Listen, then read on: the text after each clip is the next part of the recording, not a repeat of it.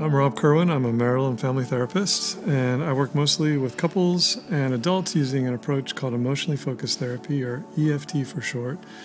Like TBRI, EFT is grounded in attachment theory, and so in EFT we focus on building a connection through corrective emotional experiences. I'm Summer Curwen. I'm a licensed marriage and family therapist, and I became a TBRI educator in 2015. I've worked with children for my entire career. I was first a teacher and taught for 7 years in a variety of settings before becoming a therapist to continue to be able to work with children and their families just in a different way. In 2014, Summer and I founded Hope Tree Counseling with the mission to promote flourishing through attachment-focused interventions and techniques. Now, most likely, if you're watching this, you want to connect to your child that's in your care. And to give yourself the best chance means staying regulated yourself. And if you're like me, under stress, it's actually very hard to stay regulated. Stress at work, stress at home, stress with the kid, stress with the animal, here is stress, there is stress, everywhere is stress. It's very hard to stay regulated. But to give ourselves the best chance means paying attention to our bodies. You know, there's a reason in our lexicon we have phrases like weigh the world on my shoulders, butterflies in my stomach, hot under the collar, pain in the neck. I didn't mean to look at you there. Hey. Heartache. Phrases that are about our bodies, but are really about our emotional states, or at least movements into emotional states. And if we could start to notice that, because it's going to be different for each of us. And so for me, for instance, when I get that kind of tightness in my stomach and then it does a 90-degree turn, or I get a heat in the back of my neck that goes right to my ears and then down to my legs, that tells me that I'm getting dysregulated. And so if I can notice that, I can slow it down. And so when we notice that initial bodily experience, we're most likely to be able to regulate and then detour and do things that we need to do, like take deep breaths, or maybe leave the room, or go on a walk, or at a minimum at least not make it more reactive, that we can halt the progress and then do some things we need to do to self-soothe. And so I'll tell you a story of when I did this well, although I'm going to acknowledge, and full disclosure, I don't always do this well, but here's a time where I did.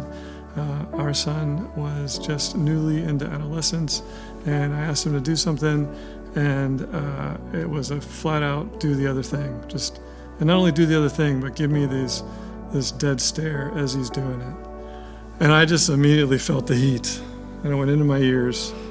And then this, I can't believe you just did that, anger. And I know I could make him do what I want him to do. I'm bigger than him. At least I was at the time. I'm not anymore.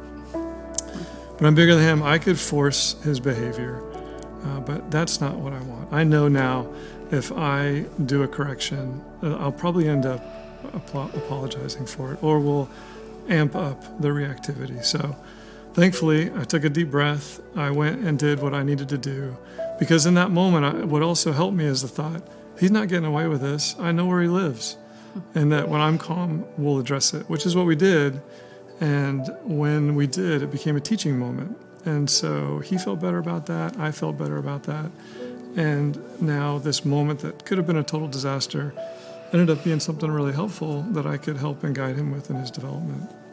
And so when we can do this now and keep our brain regulated, because in that dysregulation, we're starting to lose the thinking part of our brain, which is the part we really need. We can keep that engaged. We're most likely to then have access to these connecting principles, which are so helpful for us and for our kids. And so one of the things we can do is we can get in the habit of paying attention to our bodies with a body scan. And so what I mean by that is in daily life, whether it's at work or at home or with kids or with friends or wherever you are, just get in the habit of checking into your body. And you can say things like, oh, I'm sad, or oh, I'm angry, but I mean more, what do you notice in your hands? What do you notice in your shoulders? Do they feel tight? Does it feel hot? What's going on? And the more you do this in these non-stressful moments, the more you have this muscle memory to be able to access it in the times of stress. Now, one of the other things we could do is pay attention to and take care of our parasympathetic nervous system. So our parasympathetic nervous system, when we're activated and we are dysregulated, that's our sympathetic nervous system that's kicking in. That's our fight or flight. It's our survival. Our parasympathetic system is the one that comes back and actually helps us calm, sometimes called the rest and digest. So we can do things to take care of our parasympathetic nervous system and help build it up and help it become more robust. And those are things like walk in nature, or yoga, or meditation, or nutritional things like limiting our sugar or limiting our stimulants. That we do those things, now our parasympathetic system is more accessible to us when we need it. It's a bit like a path in the forest. The more cleared out it is, the more evident it is, the quicker we can find it, the quicker we can use it, the quicker we can get from one point to the other. We want our parasympathetic nervous system to be able to be there to help us in those times of activation. Now, for some of us, no matter how hard we try, no matter how much we learn, no matter how much we want to apply this and not get dysregulated, not get activated, we just can't do it. The dominoes just fall too quickly, and that switch gets flipped too fast. And so for those of us, most likely there's something that happened in the past. So that is not something wrong with you. That's something wrong about a situation that you had to get through and that your brain adapted to. And it adapted to in a way that triggers your survival system. All right, Summer, so now that we're regulated, now what do we do? Okay, so applying the connection principles hinges on being aware. So now that we have tools to help our bodies regulate, thanks to Rob, now we can continue to build our awareness of ourselves and the kids in our care. So imagine your kid comes home and they have some assignment that they're really struggling with. Maybe they feel like they can't do it. They didn't leave enough time to complete it. Maybe they feel it's not fair that a teacher assigned something over the weekend. But no matter what the background of that is, probably they are not in their integrated brain. And we know that because maybe they are angry, crying, shut down. All of these are outward signs of dysregulation. So we know that the kids in our care need teaching around life skills like prioritizing or time management. But this moment of dysregulation, when they are just really struggling in that moment, that really isn't our moment for teaching those coulda, shoulda, wouldas, especially with an impending deadline that's just raising the stress level.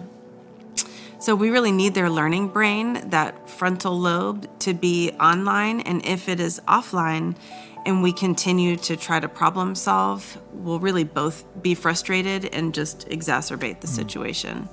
So when we notice that our kid's nervous system is in fight or flight, if we launch into the logical mode of reasoning or correction, like, don't talk to me that way, or if you'd started it sooner, will they experience us as their advocate, on their team, together looking at a problem? We need them to be in their learning brain in order to gain these life lessons that we really have a lot to teach them. We may feel like we'll forget. If we just let this moment pass, we'll forget about it. We'll forget to talk to them about it. Or maybe we even feel like we're letting them get away with something if we overlook a reactive statement. But if we plow forward, we really miss an opportunity to connect with them through the stress and offer them the care and support that they need to manage the moment of stress and then regulate. They may not even know that they need that in the moment. So what do? There are three main strategies that I want to talk about, which is identifying our own triggers.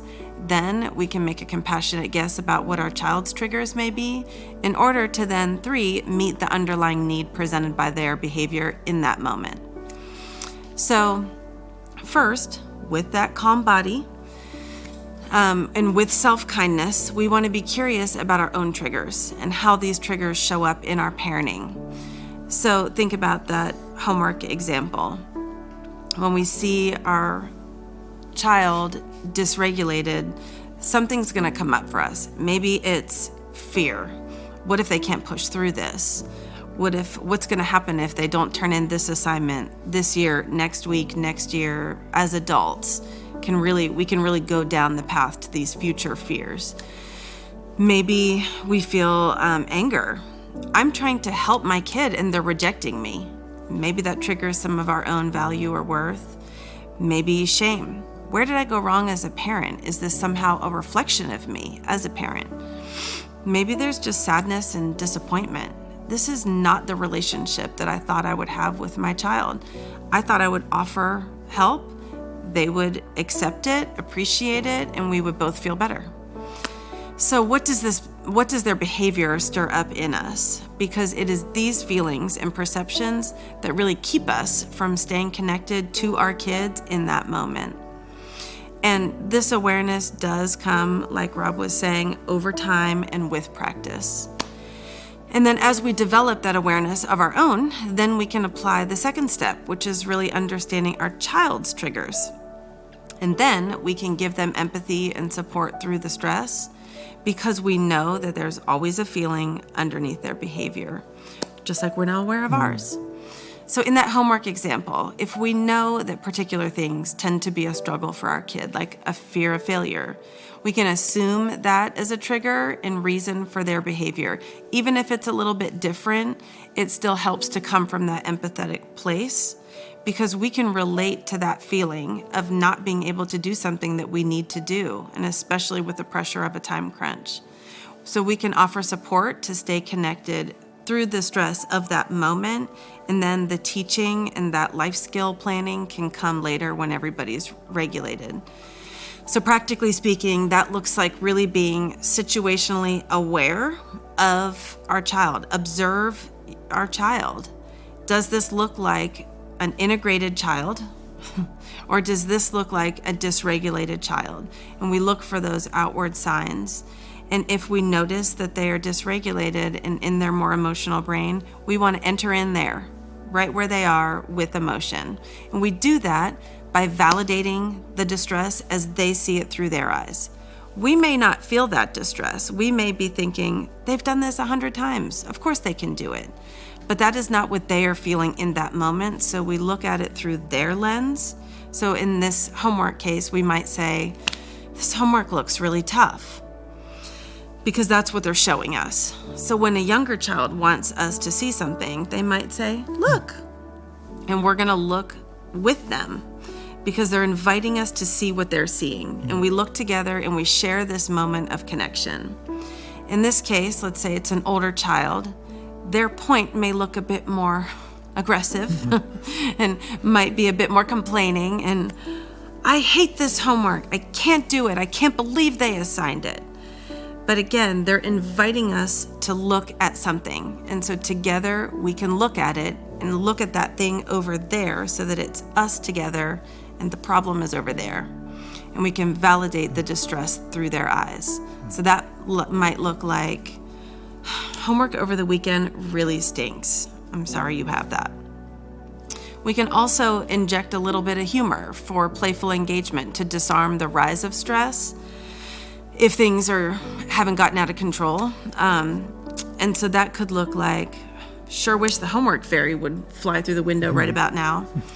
And just keeping things, just taking some, we're still acknowledging that really it would take a miracle to feel great about this situation, like a fairy flying through the window, but we can do it with a little bit of playful engagement. So next we want to meet the underlying need of the moment. And we're talking about the really practical and immediate need versus that big picture of teaching these life skills, which we can hold back on and revisit when everybody's regulated. So for example, let's imagine I am almost late for work and trying to gather everything, and I realize I can't find my keys, and I start running around. And if Rob says to me, well, if you'd hung them on the key ring over there, you wouldn't be in this pickle right now that you're in and almost late for work. This is not a true story. I'm going to feel in that moment, if he says that to me and I'm still stressed, I'm in my moment of dysregulation, I'm going to feel like I really messed up. I'm on my own. He's judging me. I'm kind of probably judging myself a little bit. And my immediate need of finding my keys is still there. I'm still stressed. But if Rob were to jump in and start helping me find my keys, which is meeting my immediate need. Go, Rob. Do that, please. Yeah.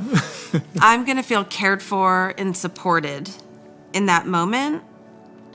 So if we bypass that immediate need and jump right to problem solving when our kids struggle or make a mistake, then we really miss an opportunity to connect with them through that stress. And then we can teach later also. So we want to tailor that need of the moment to your kid.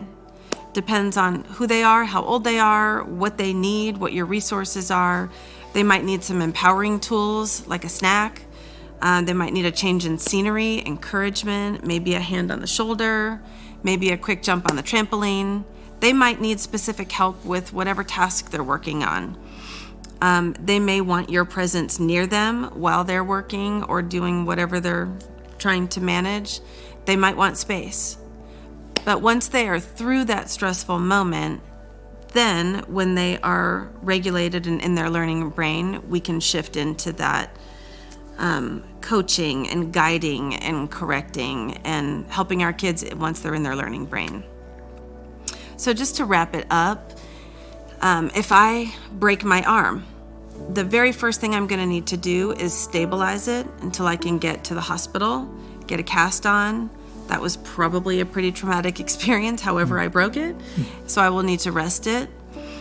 Only then can I be thinking about future full healing and think about physical therapy once all of that is totally stabilized. It's the same with our kids. So first we want to stabilize through connection in the moment of stress. And only then, once we're stabilized, can we move forward with a logical path forward with guidance and correction. So the key here is awareness. If I don't know that my arm is broken, I'll keep using it, creating more damage. So with awareness, I can give it the care it needs in the moment and then address the long-term care once it's stabilized. We hope this conversation was helpful as you find connection with the child in your care in their moments of stress. Thank you so much for joining us. Mm-hmm.